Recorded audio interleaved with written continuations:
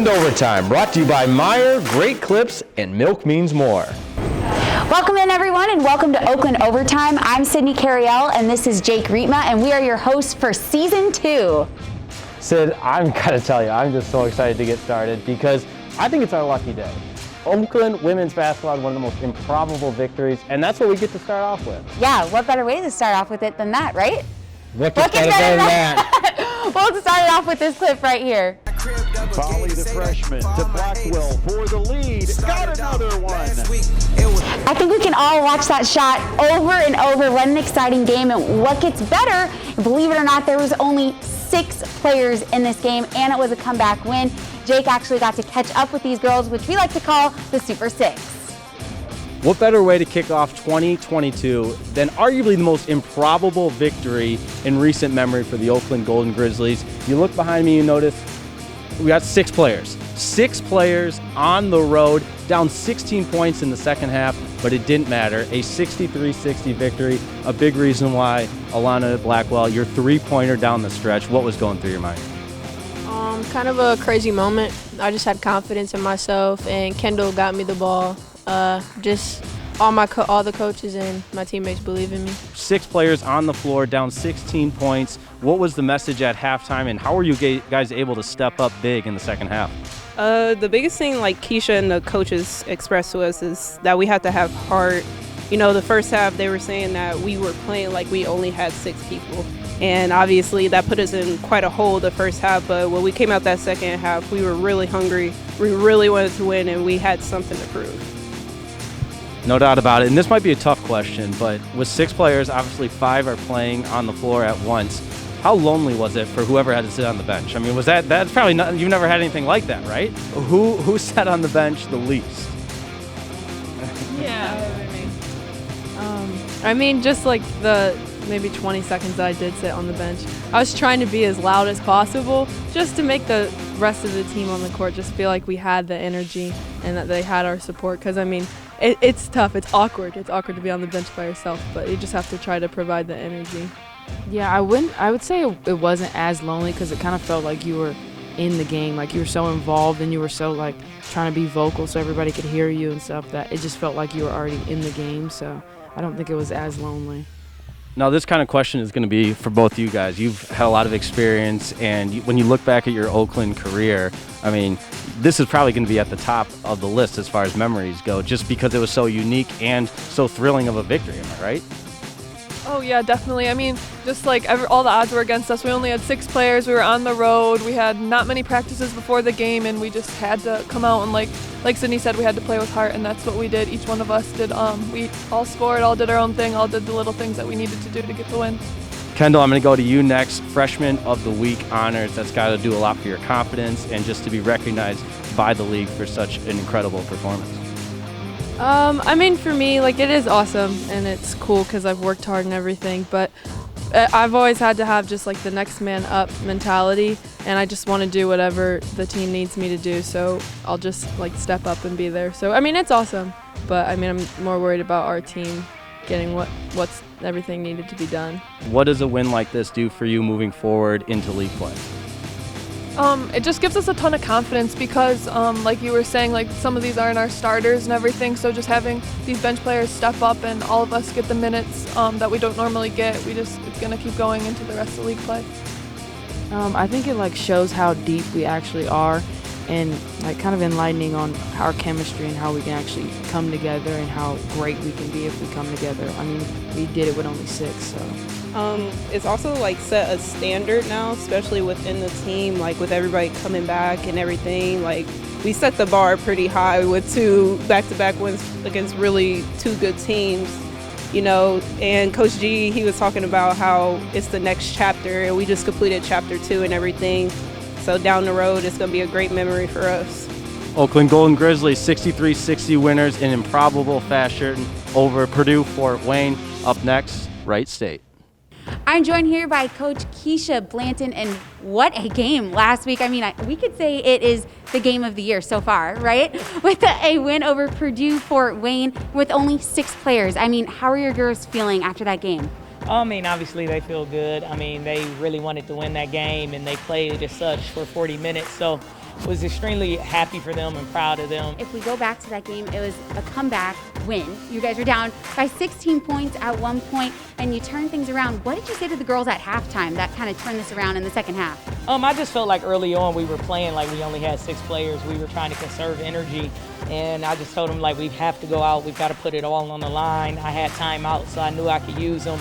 And we were just encouraging them as a coaching staff to just leave it all on the line and let's see what we can do. And they took heed to that, and they went out and played and put everything on the line. When you guys came between 2 points, what was the emotion there when timeouts were called? What were you guys saying in the huddle? Oh, we were saying we can win this, we can do this. I mean, there was a lot of emotion, obviously, and Alana Blackwell stepped up tremendously with the scoring piece. And then Breanne Beatty just really led us. She was that emotional trigger. I thought Sid did some great job of grabbing rebounds, taking charges when we need them. I begged them in one huddle. I'm like, if you guys step over and take charges, it's going to turn the game. And she took 2 big ones after that. So just extremely excited. And obviously Kendall Foley, the freshman, really led the brigade with her ball handling and scoring and knowing what to do and when to do it.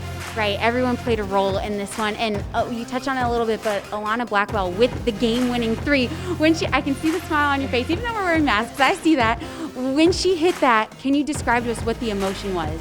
Oh, I mean, it was just like, yes. I mean, we've known that she could hit threes. It's what she's done since she's gotten here, and she was in a little bit of a slump, but, I mean, she let it go, and from the time it left her hands, we knew it was in. So it was a celebration while the ball was in the air, and it was just awesome. Obviously, this game, a lot of adversity to overcome, only playing with 6 players, which is still incredible. What does this say about this team? Oh, it just says they're gritty, they got a lot of heart, and they can go out and do anything they put their minds to. I mean, I think they set a new standard, even for us as coaches, that they can do it, that when we ask them to dig deeper, they still have something left in that tank, and they can produce when needed. So, I mean, it's great going forward. You know, we expect those 6 to lead because they've been in a situation that no one else has been in, and hopefully we can learn from it and grow as we bring the rest of the team back. Last question here, where would you rank this game on, like, most exciting? Where does this game rank for you in coaching? Probably my coaching career is one of the most exciting. I mean, you went in with so much adversity and just not knowing, and people are like, do you want to play? Don't you want to play? And our girls had an attitude of let's play, and so we went in. That and the Milwaukee game, those 2 back-to-back are probably 1 and 2 for me. So it's something to, you know, remember, but hopefully we have a lot more exciting wins coming up for you all. Well, we're looking forward to seeing that as the season continues here. We're excited for it. So thank you so much for joining us. Thank you. The Golden Grizzlies will be back on the court January 13th against Wright State University. The Raiders, well, they're having a tough season, 0-7 in conference play and 1-11 overall. And as we just heard, Oakland coming into this one looking to stay in the win column. Sid, you got to feel good about the direction of this Golden Grizzlies program. Yeah, we just heard so much confidence coming out of that big win last Thursday, and then now heading into this one, they are going to have some players back, so should be good. No doubt about it, and they'll be at home in the friendly confines of O Arena. Tip-off slated for 7 o'clock. All right, now let's check out our social post of the week, courtesy of men's basketball's Emmanuel Newsome.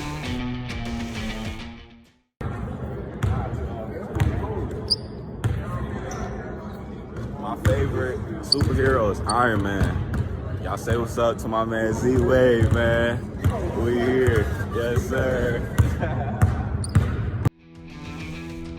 Well, sticking on the hardwood here, in his 38th season with the Golden Grizzlies, Greg Campy and his squad have started off really well this season. They're already 5-0 in conference play after getting a commanding win over Milwaukee Sunday afternoon, 86-65. Yes, Sid, in a game where you win by that much, there's going to be a lot of contributing factors that led to the victory, but none bigger than the dominating performance of Micah Parrish. Career high 19 points to go along with 5 rebounds. He also added 2 steals and a block to help the Golden Grizzlies. Also making a big impact was Jamal Cain. Take a look at this play that absolutely made the roof come off at Arena.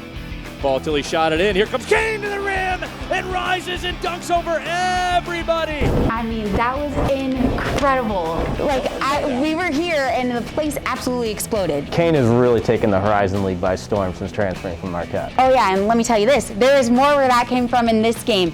Cain had 15 points and 6 rebounds, and he is second in scoring in the Horizon League and first in rebounding. How about that? After the game, the Golden Grizzlies reflected on how much they've grown since day one this season. We're starting to click more on offense. People are making shots, knocking down shots. We knew we could do it. It was just a matter of when it was going to come to us, get a great flow on offense. I think our defense has just been going up the whole season. So I think definitely the offensive side. Yeah, I agree. I feel like offense is probably the most we improved on, but also as a team of being together and stay together through hard times, like at the beginning of the year. In Florida, it was some tough times, although we won, but it was some tough times as a team, and we stuck through, and I feel like that just made us better for today in the future.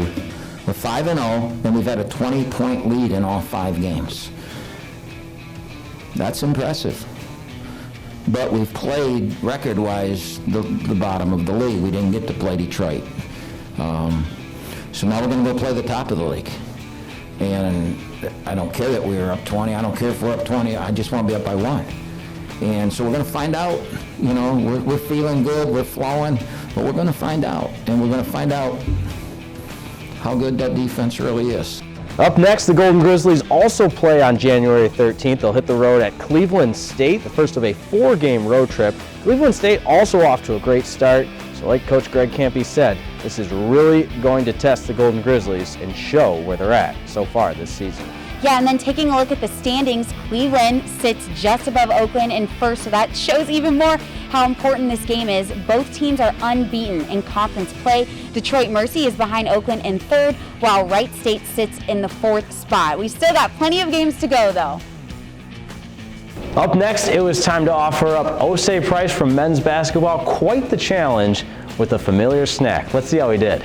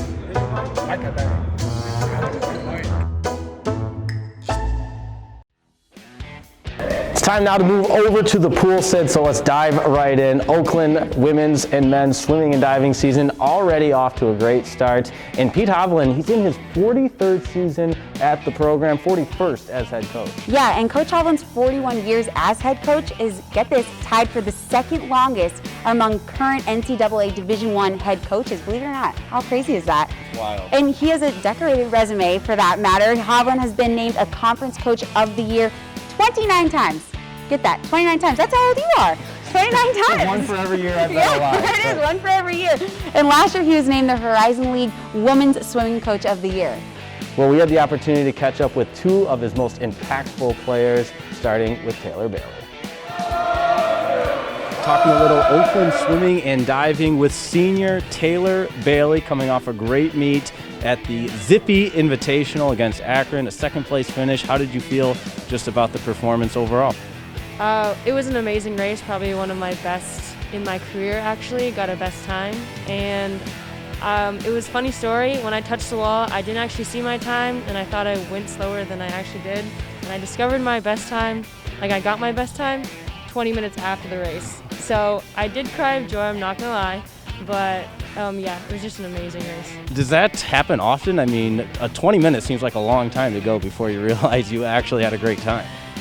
Does not happen often, but like I said, it was probably one of my best races and I was the most tired for sure. So I looked up at the board, saw the wrong lane, wrong time, and just thought it was mine. Didn't realize that my team was so happy for me and I just thought, you know, average race, average time, and I got out and they're like, aren't you happy enough? I was like, oh, I realized like later, it was great. Exactly, and saying it's the best race of your career, that's saying something. Being a senior, you've had a decorated career. What has just this last year at Oakland meant to you, and just what do you hope to get out of it as you continue to build on your senior year? Well, I have been building this, like you said, since freshman year, and over the years I have been able to drop time like little by little, and it's just a little bit of motivation going into our conference meet. I hope that, I'm praying that this conference meet doesn't get canceled so we can actually end the year with a good championship. And that's exactly where I wanted to go next. Obviously, swimming, there's a lot of individual goals that you have, but just as a team now, you look ahead to Youngstown State. How have you felt just about the season altogether from a team perspective? It's been pretty good. We've done our best to try and keep our team safe and stay in our own bubble. I think with the incoming class, it's just they've added so much enthusiasm to our team like atmosphere, and I think that if we carry that in through the rest of our season, we're going to have a great end.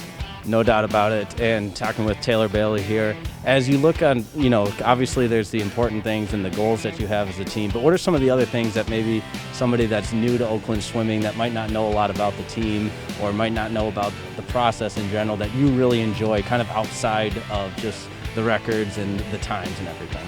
I think they need to know that the dual meets that we have, well, I'm new to them, but the atmosphere that they create is absolutely amazing. This team is such a family, and we just want the best for everyone. So seeing everyone cheer on the sidelines and hype everyone up before the races is always so amazing, especially when you're the one about to race and seeing your entire team lining up, cheering your name, and just wishing the best for you. Well, Taylor, absolutely. We certainly thank you for the time and wish you the best for next meet coming up and the remainder of the season. Thank you so much. I'm joined now by Ben Davis Sr. here on the swim team, and he's coming off a great season from last year, winning 3 individual conference titles. What was that like for you? Honestly, it was surreal. We put so much effort into, since freshman year, we put in so much effort just to get to that point, and when it finally happens, it's just surreal. So it's just a accumulation of all the hard work put in, and it's a really good feeling. Now as a senior, is it surreal that you've got to this moment already? Honestly, yeah. It just happens so fast. 1 minute you're a freshman thinking, oh, and then next minute you're a senior, and it's almost over. But luckily, I'm coming back for another year next year, so I'll do a 5th year. But yeah, it's still it's so surreal. Still weird how time flies so fast. Yeah. Well, we're going to go back down memory lane real quick and start from day 1 when you started swimming. So when did you originally start in jumping in the pool here? So competitively, I started right before high school. About 8th grade, I started competitively swimming, but I've been, around lakes, pools my whole life, competitively in high school. So yeah, that's when I about started. Being from Milwaukee, of course, do you know a point in your life when you're like, I want to be a collegiate swimmer? Was there a point ever that you can remember? It wasn't necessarily a specific instance that I remember. It was just being on the pool deck, with my brother on the high school team, both of my sisters on the high school team, the teammates that I had back in high school. It was just the feeling of being there was just, it was an amazing feeling. And then, my coaches kept pushing me, and when I find out, junior, senior year that I had a legitimate possibility of becoming a D1 swimmer, that's when I realized that I wanted to do that. When you think back to that moment when you did become a D1 swimmer, pen to paper, the whole works, what was that feeling like? Again, it was surreal, all that hard work that you put in to get to that next level of your career, it's a surreal feeling, and honestly one that you'll never forget. It seems like swimming is kind of a family sport in the Davis family, including your sister on the team now. What's that like, swimming together here in college? Honestly, it's kind of weird. It is. It's kind of weird, but it's good. It's good to have a family member here. My brother swam collegiately at UW Green Bay within the conference, so got to swim against him. It's nice to have one of my sisters here, and then my other one back in Wisconsin at UW Oshkosh. So it's a good feeling to have her here, and it's easier for my parents to go see all of our meets. So. Yeah, for sure. Definitely. Is there some sibling rivalry here at all, or do you guys compete out in the pool? No, it was, I told her when she committed here, I told her that she'll always be the second Davis to come here. I'll always be the first one to come here. So I bet she doesn't take that well. No, she knows it's a joke. She knows that I'm proud of her and whatever she does. But we do different races and all that. But it's that fun little sibling back and forth that A unique thing, really. Yeah. Not a lot of people can say that. Yeah. That's for sure. Yeah, and now for you get 2 more years with her too, so that's Yeah. exciting. Yeah. Looking ahead to the rest of the season, what do you want to do to be successful moving forward? Honestly, what we want to do every year. We want to go to the conference championships and, throw down what we have and win another championship title. Yeah. When you look at this Golden Grizzly team as a whole, what do you think is the identity of this program here? Honestly, we're just one big family. We wake up, we come to morning practice together, we go eat together. Some of us have classes together, and it's just, it's one big family, and honestly, you wouldn't trade it for the world. Yeah, awesome. Well, we're looking forward to the rest of the season. Thanks so much for joining us. That'll do it for this week's episode of Oakland Overtime. Season 2, Episode 1 in the books, Sid. Man, a lot was covered today, and I loved it. I loved every second of it. And coming up next week, we'll take a look at indoor track and field, talk to some spring sports that their season is going to get started here sooner than later, believe it or not. And we have much more in store. Sounds pretty good with how cold it is outside. Yeah, we Spring need some sports sunshine. is right around the corner. She's Sydney Carriel. I'm Jake Rietma. Thanks so much for joining us on Oakland Overtime.